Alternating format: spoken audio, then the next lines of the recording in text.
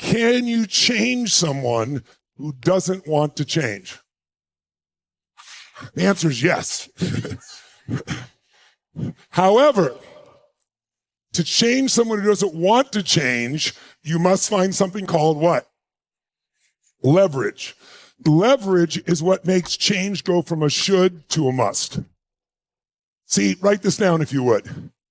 Change is never a matter of ability. It's always a matter of motivation. Or another word for that is drive or reasons. I'll say it again. Change is never a matter of ability. Anyone can change. It's always a matter of motivation or drive, or another word for it would be reasons. I remember I was doing work one time with a woman, and she was very health-oriented. She was a colon hydrotherapist, but she was very ill. And part of it is you can make yourself ill no matter what you eat, no matter what you do. If you do enough in your head, that makes you feel sick. And she was a major worrier all the time. And I remember I was talking to her, and I was trying to help her. We were doing an intervention. And I was trying to help her find the way to get to make the changes that were necessary. And she knew what she needed to do. Have you ever felt this way? How many of you have an area where you know what you need to do, but you're not effing doing it? Who can relate here? Say, I. So the only reason you're not doing it is you don't have strong enough reasons. It's because whatever you're doing that's not good meets some of your needs for certainty or significance or variety or connection. You learned that the other day, right? You can meet your needs in negative ways. But the reason you want to change is it doesn't meet all your needs, like, let's say, growth or contribution or love. So in order to create change, we need more reasons to push us over the edge. So if you want to make a shift, you got to make it a must. And so the goal is make it a must. And that's why I said to them, anyone can change. It's not a matter of ability. It's a matter of motivation. We have to find what's going to motivate them, what's going to put the leverage, what's going to make change a must for them. Now, change happens in seconds. People say, no, it takes forever to change. It might take you forever to make the decision where you finally say, enough of this, not of their moment, not of their day. Who's been in a relationship way too long? Who stayed in a relationship way too long? Say, I. You knew it was wrong. You knew it wasn't good for them. You knew it wasn't good for you. Why'd you stay? You stayed because it met some of your needs.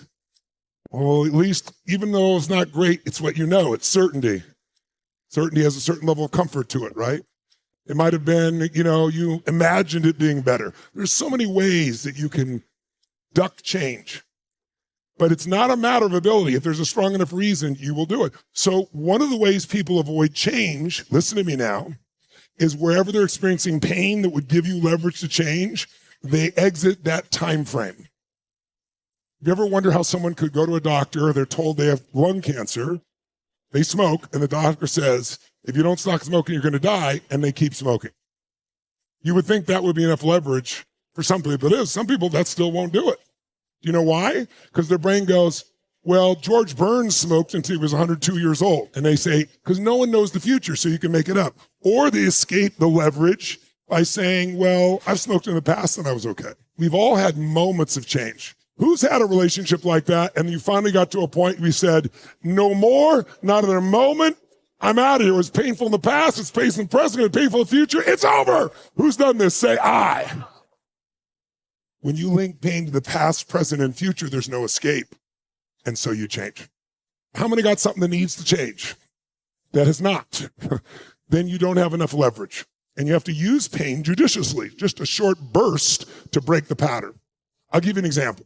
How many of you have had a certain food or a certain alcohol or a certain dessert that you loved until one day when you had an experience where what you consumed came out of you in multiple locations? And as a result, this food, this particular alcohol, this particular dessert that you used to love, you have no desire for it. It doesn't take willpower. You have no desire. It almost makes you sick to think of it. Well, guess what? You changed in a moment. How did the change happen? All that happened in that moment is your brain changed what it associated in your nervous system. It's a technical term. It's called neuroassociation. It just means your brain linked pain to what it used to link pleasure to. And when you link enough pain to something, your brain will avoid it at all costs. If you link enough pleasure, your brain's going to go for it. The bottom line is, what happens to us can be horrific, but what really controls us is the meaning. Have you gotten that now? So no matter how horrific the experience we've all been through, and there's a lot of horrific experiences we'll go through in our lives, we got to know that we can heal any of those as long as we can find a greater meaning. Somehow that makes us stronger, makes us care more, makes us give more. And the meaning is the power. Change the meaning, you change your life. We are not our biography. We are the decisions we make about what things mean and what we're going to do about it. I usually will turn on the TV in the background, put some old movie or some news or something on. I see this black and white movie called A Christmas Carol, the Dickens classic. And as I started to watch, I saw that movie through different eyes. Because what is the Christmas Carol about? You all know the story, right? And the main character who didn't want to change. Scrooge is this man who doesn't want to change. And he thinks he's successful because he's mean. Because he had a partner he loved who died, and then he was angry. He thought he may have cheated him. And so he decided to hate the world. And he's very financially successful. He thinks it's because he's mean. Many times in life, we do things and we think they contribute to our success or failure and it has nothing to do with it. What makes you believe something? If you're in a relationship and it's so loving and it is so passionate, it's the greatest relationship you've ever had, and then boom, it ends brutally, painfully. What is your brain going to do? It never wants to feel this way again. So it's going to quickly make up a meaning, a guardrail to protect you. But see, the wall that protects you also imprisons you. So if you're in this great relationship and it ends painfully, your brain's going to want to never do that again, so it'll come up with a belief. It'll make one up. Relationships are painful. Don't ever get that close again. And guess what?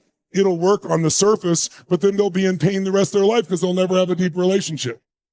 Who gets it? Or the belief could be, that's how men are, or that's how women are, or Germans are, or Americans are, or French are.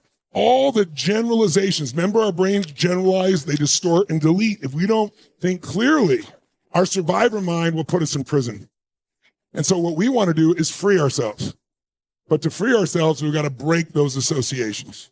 We got to go, no, it wasn't men, it wasn't relationship. It was the way we interacted. It was we had different values. But how many have experiences where you made up a meaning probably worse than it was? Make some noise if you think you've done this, ladies and gentlemen, right? So at that night, I'm watching this film.